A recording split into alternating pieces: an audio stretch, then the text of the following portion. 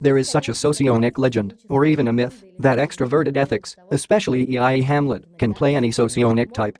We have seen many times how people type in various socionic communities. If there comes a person whose socionic type is expressed in a strange way, and he is difficult to type, then different variants and versions of the type arise. Sometimes polar ones, between Lijak and Sedumus. And then they decide that this is E.I.E. Hamlet, who specifically plays out any types, and therefore they cannot determine his real psychotype at all.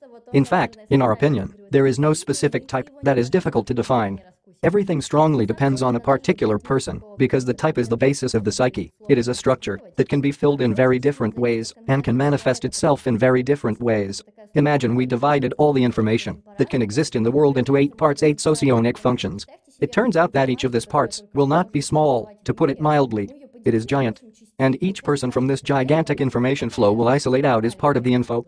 And in each case, the socionic type will be filled in its own way, it will manifest itself in its own way, plus the psychosophic type, plus individual characteristics, plus the influence of the environment, the characteristics of upbringing, and so on. In general, there are numerous factors that build on the socionic type.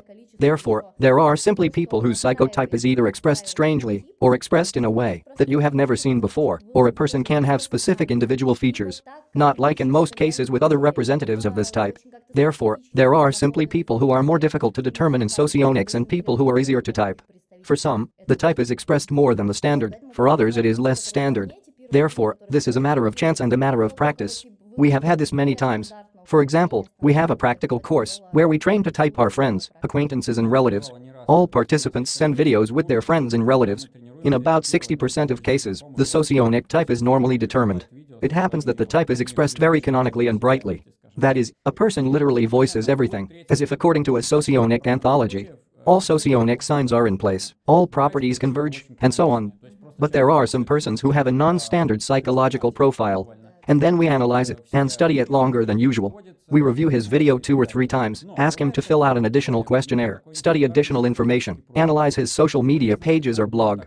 In general, we study just a huge amount of additional info. Yes, we collect a gigantic amount of information about him, and in the end we come to the conclusion that this is, for example, Sly Gabin.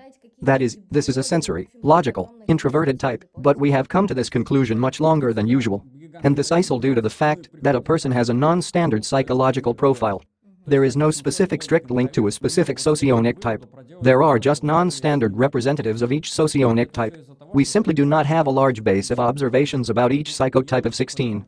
Sometimes there are very non-standard representatives of types that are so far from the usual descriptions in socionics. And descriptions simply become unnecessary in this case. Popular socionic descriptions are nonsense, they confuse a lot of people, set them up negatively against socionics. This is largely due to the fact that descriptions are a narrow framework, a template. It is very difficult to make some kind of description that would be suitable for 800 million people of the same socionic type so that the description fits everyone and everyone says yes, it's about me. In general, there are several problems with type descriptions. First, they are written off from some specific people. By the way, this also applies to socionic and psychosophic descriptions. And it is very important for us to single out socionic features and not personal factors. Some specific and very individual manifestations of types are given in old socionic descriptions. Therefore, it is important to describe the types somehow wider, but it is very difficult to do, so that later it would be suitable for the majority.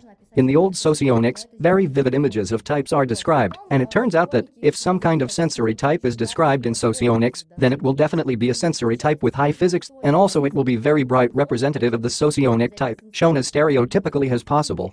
And it turns out a very vivid portrait of the socionic type. And in real life, types are not always manifested in such a bright way. In psychosophy, the same trouble. If high physics is described, then it will be described sensory type with high physics. And the example will be especially exaggerated. Therefore, in the old socionic descriptions it is difficult to find yourself for people who have a non-standard combination of types. Or if their socionic type is non-standardly filled or manifested, then it will be very difficult to find yourself in the old descriptions. Or they will see themselves in several descriptions at the same time.